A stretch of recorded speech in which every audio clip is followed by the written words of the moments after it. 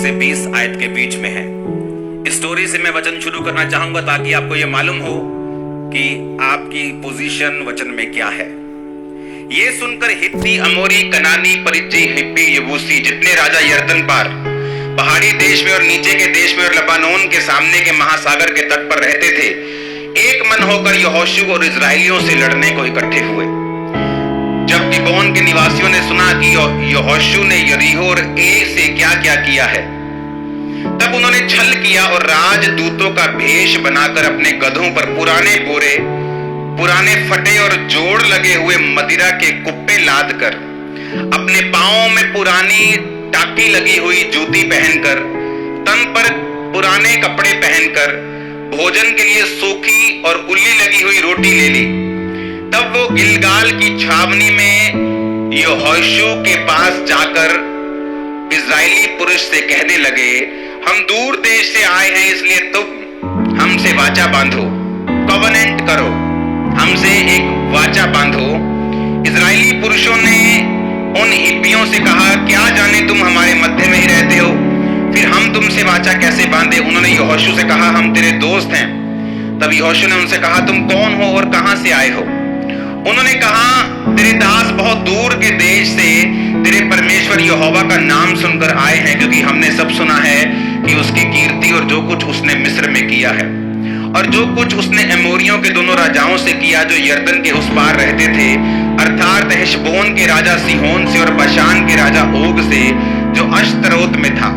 इसलिए हमारे यहाँ के विरुद्ध लोगों ने और हमारे देश के सब निवासियों ने हमसे कहा कि मार्ग के लिए भोजन वस्तु लेकर उनसे मिलने को जाओ और कहना, हम तुम्हारे दोस्त हैं और अब हम तुमसे वाचा बांधेंगे। जिस दिन हम तुम्हारे पास चलने को निकलने थे, उस दिन हम ये अपने घर से गर्म रोटी लाए थे और ताजी लाए थे। देखो अब ये सूख गई है और इसमें फफूंद भी लग गई है। फिर जो मदिरा के कुप्पे हमने भर लिए थे वो नए थे, परंतु देखो ये फट गए हैं। जूतियां हमारी नई थी, ताजी थी, अब ये पुरानी हो गई हैं। तब उन पुरुषों ने यहोवा से बिना सलाह लिए उनके भोजन में से कुछ ग्रहण किया।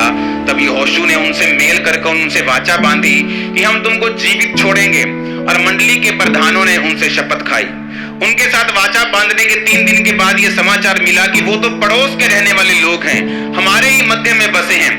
तब इजरायली कूच करके तीसरे दिन उनके नगरों में गिबोन, कपीरा, बशेत और किर्त्या रीम पहुंच गए, और इजरायलियों ने उनको ना मारा, क्योंकि मंडली के प्रधानों के विरुद्ध जो लोग थे वो कुड़कुड़ाने लगे थे।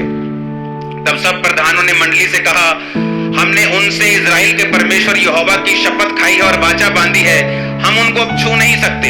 हम उनसे यही करेंगे कि उस शपथ के अनुसार हम उनको जीवित छोड़ देंगे, नहीं तो हमारी खाई हुई शपथ के कारण, कवनेंट वाचा के कारण हम पर क्रोध पड़ेगा। बाइबल कहती है, अब मैं इसको आपको आसान भाषा में समझाता हूं।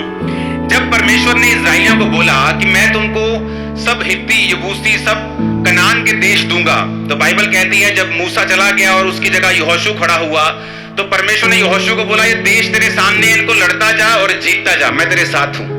तो बाइबल कहती वो लड़ते जाते थे और जीतते जाते थे। जब आपने तीसरी आयत में पढ़ा कि जब गिबोन के निवासियों ने सुना कि उन्होंने यरीहो और ए के साथ क्या क्या किया है। यरीहो कौन सा नगर था जिसके आसपास एक बहुत बड़ी दीवार थी। वो दीवार छोटी मोटी दीवार नहीं थी, 20-25 फुट के करीब